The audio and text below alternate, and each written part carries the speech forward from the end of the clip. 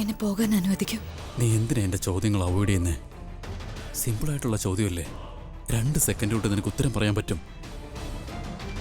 പക്ഷേ ഇങ്ങനെ വെറുതെ മിണ്ടാതിരുന്നിട്ട് എന്തിനാ കാര്യങ്ങൾ കോംപ്ലിക്കേറ്റഡ് ആക്കുന്നേ? എനിക്കറിയാം നീ എന്നെ സ്നേഹിക്കുന്നില്ലെന്ന്.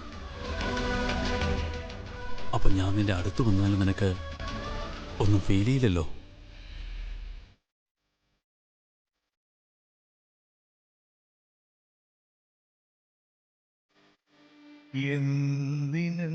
നിന്റെ കാര്യം അറിയില്ല, പക്ഷേ എനിക്ക് ഫീൽ ചെയ്യുന്നുണ്ട്. ഇതെല്ലാം എൻ്റെ മനസ്സിലുള്ളിടത്തോളം കാലം എന്നാ ഞാൻ നിന്റെ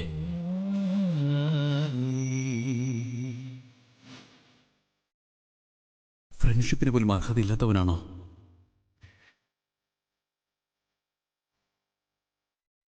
ഉത്തരം എന്ത് തന്നെയായാലും എന്നോട് പറഞ്ഞോളൂ, എനിക്കൊരു വിഷമവും തോന്നില്ല. പക്ഷെ എന്തെങ്കിലും പറയുക. അങ്ങനെയല്ല. പിന്നെ എങ്ങനെ? നോക്കെനിക്ക് മറ്റൊരാളോടും ഇങ്ങനൊരു കാര്യം പറയേണ്ട സാഹചര്യം ഉണ്ടായിട്ടില്ല.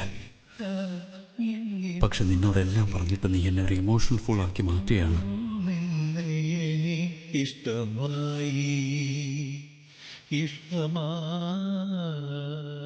പിന്നെ എന്തിനാ എന്റെ സൗഹൃദത്തിന് ആഗ്രഹിക്കുന്നത്? കുറച്ച് ദിവസങ്ങൾക്കകം ഞാൻ ഈ വീട്ടിൽ നിന്ന് തന്നെ പോകുമെന്നറിയാമല്ലോ. മുൻപോട്ട് കൊണ്ടുപോകാൻ സാധിക്കില്ല എന്നുറപ്പുള്ള ഒരു ബന്ധം എന്തിനാ സൃഷ്ടിക്കുന്നത്? ഞാൻ കഴിഞ്ഞു പോയ നാളുകൾ മറക്കുന്നതിന് മുന്നേ നീ വരാൻ പോകുന്ന ദിവസത്തെക്കുറിച്ചാണോ പറയുന്നേ? നമുക്കിടയിൽ നിലനിൽക്കുന്ന ഈ ബന്ധത്തിന് ഞാനൊരു പേര് നൽകാൻ ആഗ്രഹിക്കുകയാണ്. നമുക്ക് തന്നെ അറിയാമായിരുന്നില്ല നമ്മൾ പരസ്പരം എന്തായിരുന്നുവെന്ന്. അത് ഞാൻ മനസ്സിലാക്കി വന്നപ്പോഴേക്കും എല്ലാം മാറി മറിഞ്ഞിരിക്കുന്നു.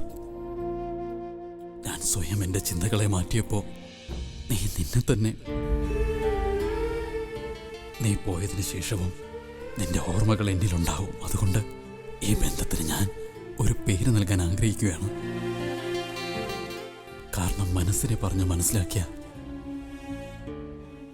എനിക്ക് കുറച്ചെങ്കിലും സമാധാനിക്കാൻ പറ്റുമല്ലോ.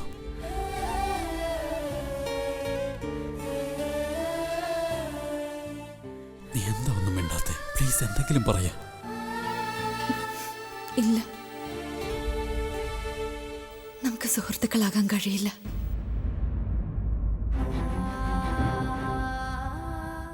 നിങ്ങളും തനുവും നാളെ ഒരുമിച്ച് പുതിയൊരു ജീവിതം തുടങ്ങേണ്ടവരാ.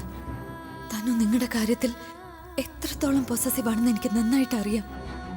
അതുകൊണ്ട് തന്നെ ഒരു ബന്ധവും നിങ്ങളുമായി സൂക്ഷിക്കാൻ എനിക്ക്